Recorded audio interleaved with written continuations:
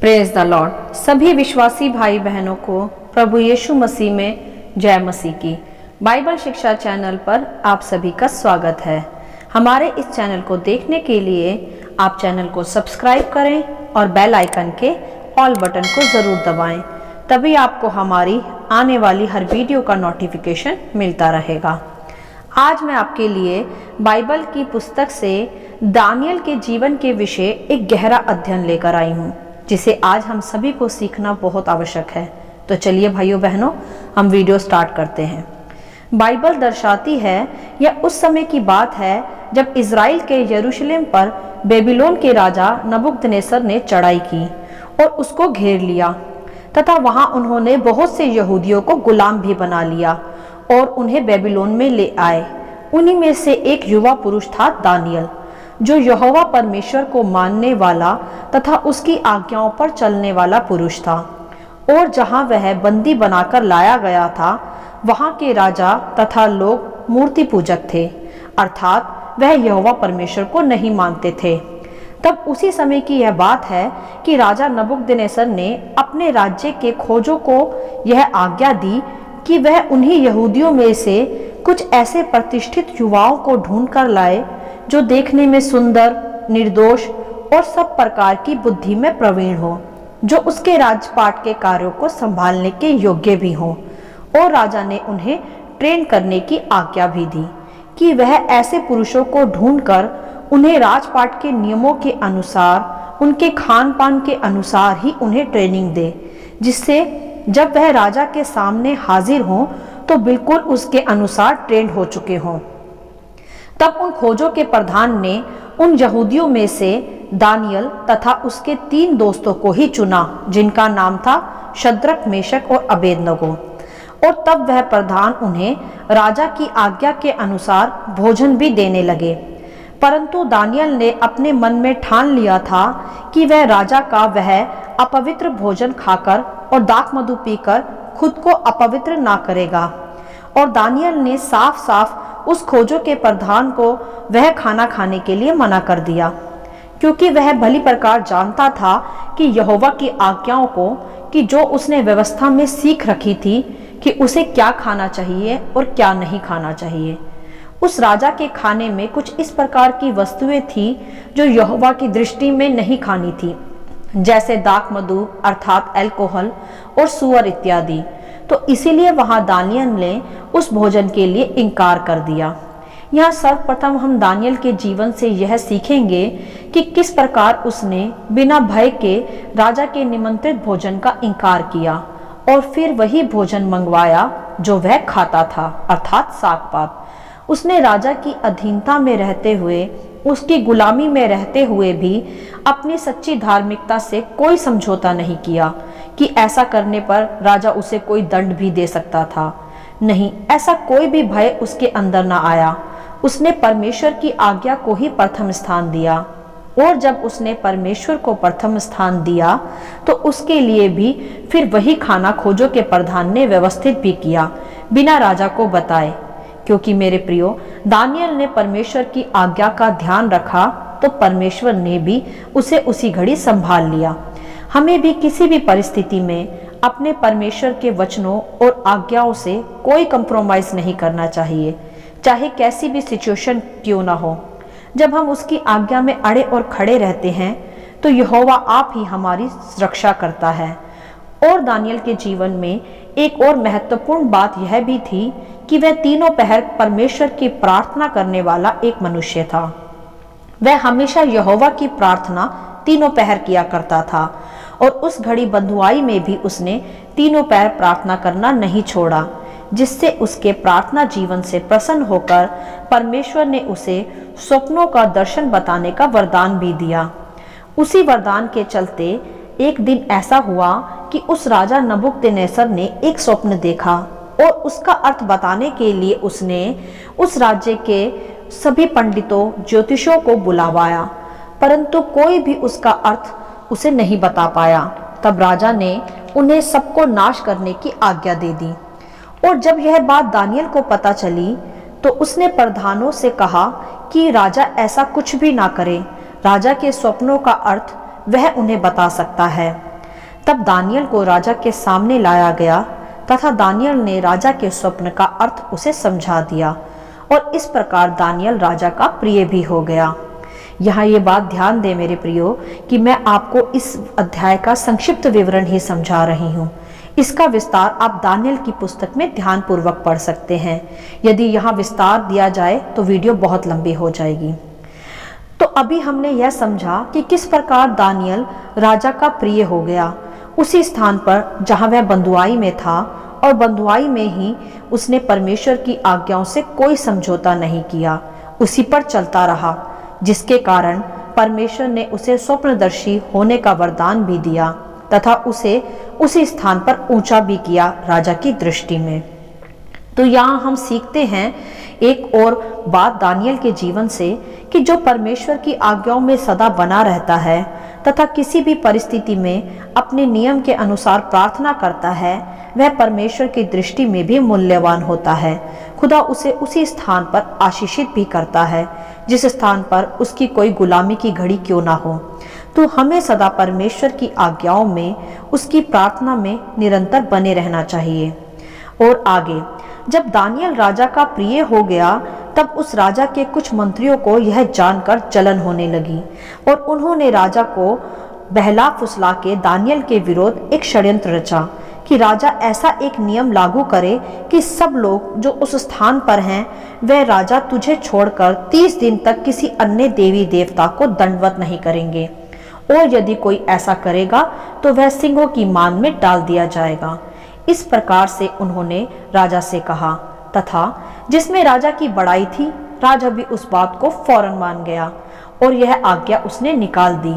राजा नहीं जानता था कि उसके मंत्री यह दानियल के विरोध में कर रहे हैं, क्योंकि एक दानियल ही था जो तीनों पहर अपने परमेश्वर से प्रार्थना किया करता था और किसी भी हाल में प्रार्थना करना नहीं छोड़ता था, और यह बात मंत्रियों को पता चल गई थी, इसीलिए उन्होंने ऐसा किया।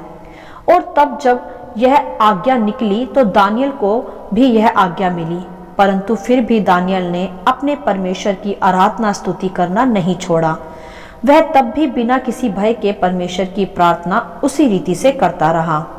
आज के युग में यदि ऐसी कोई परिस्थिति हम पर आ पड़े तो हम शीघ्र ही परमेश्वर का इनकार कर अपनी जान की परवाह करने लग पड़ते हैं, जो कि एक गलत निर्णय होता है। हमें ऐसा नहीं करना चाहिए। हमें भी दानियल की तरह अपने परमेश्वर की प्रार्थना स्तुति करना कभी भी नहीं छोड़ना चाहिए, चाहे कितने ही कानून क्यों ना पास हो जाए उसके विरोध में। हमें परमेश्वर में ही स्थिर रहना चाहिए। खुद को हमेशा यहोवा की स्तुति में रखना चाहिए, तब यहोवा आप ही हमारी उस परिस्थिति में सुरक्षा करता है। यही हुआ दानियल के साथ भी। जब उसे मंत्रियों ने प्रार्थना करते पाया तो वह उसे पकड़कर राजा के सामने ले गए, और राजा उसे देखकर दुखी भी हुआ, क्योंकि वह तो राजा का प्रिय था। परंतु राजा अपने वचन से बंधा था, तो इसीलिए उसने उसे शेर की गुफा में डालने का आदेश दे दिया, और फिर दानियल को शेर की गुफा में फेंक भी दिया गया। और वहां भी उसने बिना भय के यहोवा को ही पुकारा तथा उसी पर अपने जीवन को सौंप दिया, और यहोवा ने भी उसे शेर की मान से बचा लिया, क्योंकि वही शेरों के मुंह को बंद करने वाला परमेश्वर है। हालेलुया। यहाँ मैंने शेरों की मान के विषय थोड़ा ही बताया है, क्योंकि इसके विषय ऑलरेडी वीडियो अपलोडेड है इस चैनल पर, जिसका लिंक आपको डिस्क्रिप्शन बॉक्स में मिल जाएगा, और विस्तार से आप उसे वहाँ देख सकते हैं, जिसका टाइटल है दानियल और शेर की मान। तो जब उसे दानियल को शेर की मान में फेंका गया तो वह वहां से भी जिंदा बाहर आ गया, और यह देखकर राजा भी प्रसन्न हुआ। तथा फिर राजा ने दानियल के परमेश्वर की बड़ाई की, तथा उसने दानियल को भी सम्मानित कर उसकी पोस्ट को भी ऊंचा किया। यह था दानियल के जीवन की आज्ञाकारिता का परिणाम, जो उसे यहोवा के संग सदा आज्ञाकारिता में बने रहने से मिला, क्योंकि उसने किसी भी परिस्थिति में परमेश्वर की आज्ञाओं और उसकी सच्ची धार्मिकता से कोई समझौता नहीं किया था, चाहे वहां के राजा की ही आज्ञा क्यों ना हो। जबकि वह उस स्थान पर पहुंचाया गया था बंधुआई के द्वारा, जहां सब मूर्ति पूजक थे, चाहे तो उस पर भी इस एटमॉस्फेयर का असर पड़ सकता था, परंतु ऐसा कुछ भी नहीं हुआ। चाहे तो दानियल राजा के ऊंचे राजपाट को गलत रीति से जल्दी ही प्राप्त कर गुलामी से भी छूट सकता था, उसका वह भोजन भी ले सकता था, परंतु उसने ऐसा कुछ भी नहीं किया। उसने सदा अपने यहोवा परमेश्वर की आज्ञाओं को अपने हृदय में रखा तथा उसे ही प्रथम स्थान दिया, और ना ही उसने मृत्यु दंड की आज्ञा के बाद यहोवा की प्रार्थना करना ही छोड़ा। वह तब भी निरंतर उसी प्रकार प्रार्थना करता रहा जैसे वह यरूशलेम में यहूदा के राज्य में किया करता था। तो उसका परिणाम भी हमने देखा कि किस प्रकार परमेश्वर ने भी दानियल को हर घड़ी बचाया, सिंहों की मान से भी और बुरे खान पान से भी, क्योंकि जो यहोवा को कभी नहीं छोड़ता किसी भी परिस्थिति में, परमेश्वर भी उसे फिर कभी नहीं छोड़ता किसी भी परिस्थिति में। मेरे प्रियो, हमारा परमेश्वर कोई रिप्लेस करने वाली चीज नहीं है जिसे हम सिचुएशंस के हिसाब से रिप्लेस कर दें। वे तो सदा सर्वदा एक समान है और सदा आदर और महिमा के योग्य केवल वही है और कोई नहीं। जैसे दानियल ने भी परमेश्वर को छोड़ किसी अन्य को दंडवत नहीं किया, उसे सिचुएशंस के अकॉर्डिंग रिप्लेस नहीं किया, चाहे उसकी जान ही क्यों ना चली जाती।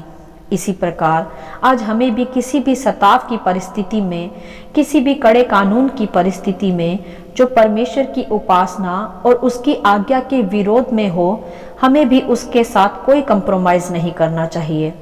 सदा दानियल की ही तरह परमेश्वर में अड़े और खड़े रहना चाहिए, चाहे फिर कोई हमें किसी ऊंची पोस्ट का, किसी स्वादिष्ट व्यंजनों का या जीवन भर के लिए लग्जेरियस लाइफ का ही ऑफर क्यों ना दे। हमें परमेश्वर को रिप्लेस कर कोई भी कंप्रोमाइज नहीं करना चाहिए, फिर चाहे वह सिचुएशन हमारे लिए हार्ड ही क्यों ना हो जाए, कोई कड़ा कानून ही लागू क्यों ना हो जाए। सदा अपने जीवित और सच्चे परमेश्वर में अड़े और खड़े रहने से कभी डरे नहीं। वो धरती और आकाश को रचने वाला परमेश्वर हमारी इस आज्ञाकारिता को देख हमें आप ही सुरक्षित करेगा। जब वह हमारे साथ है तो फिर डर कैसा। क्यों करें हम अपने परमेश्वर को रिप्लेस, क्यों करें हम कॉम्प्रोमाइज। जो यहोवा हमारी ओर है तो फिर कौन हमारा विरोधी हो सकता है। जिसने हमें आज तक संभाला है वह अंत तक भी हमें संभालने और बचाने के योग्य है। ऐसे बहुत से कानून लागू हो सकते हैं जो हमें परमेश्वर के विरोध में ले जाएं या उसके साथ कंप्रोमाइज करने को कहे, परंतु उस घड़ी भी दानियल के चरित्र को सदा याद रखें तथा उसी की तरह अपने ठोस निर्णयों पर, जो परमेश्वर की आज्ञाएं हैं, उसमें अड़े और खड़े रहें। यहोवा आप ही हमें सभी विपत्तियों से छुड़ा लेगा। बस हमें निरंतर प्रार्थना में बने रहना है और दानियल की ही तरह अपना प्रार्थना जीवन स्ट्रांग करना है। जब हमारा प्रार्थना जीवन स्ट्रांग होता है तो हमें कोई भी विपत्ति फिर हरा नहीं सकती, ना ही किसी बुरे एटमॉस्फेयर का हम पर कोई प्रभाव पड़ता है।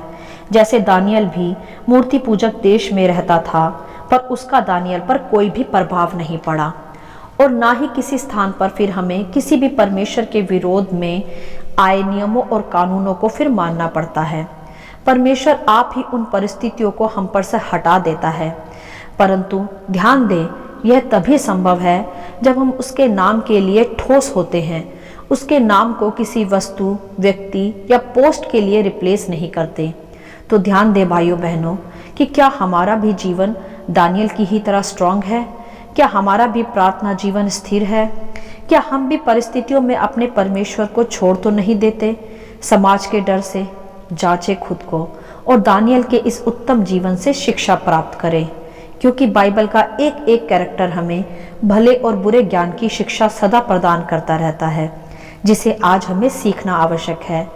जो परमेश्वर के साथ है, उसकी आज्ञाओं में निरंतर बने रहते हैं, किसी भी कड़ी से कड़ी आज्ञा आने पर भी परमेश्वर को नहीं छोड़ते, परमेश्वर भी फिर उन्हें कभी नहीं छोड़ता, उन्हें उसी घड़ी छुड़ा लेता है उन विपरीत परिस्थितियों से, जैसे प्रभु ने दानियल को भी हर परिस्थिति से बचा लिया।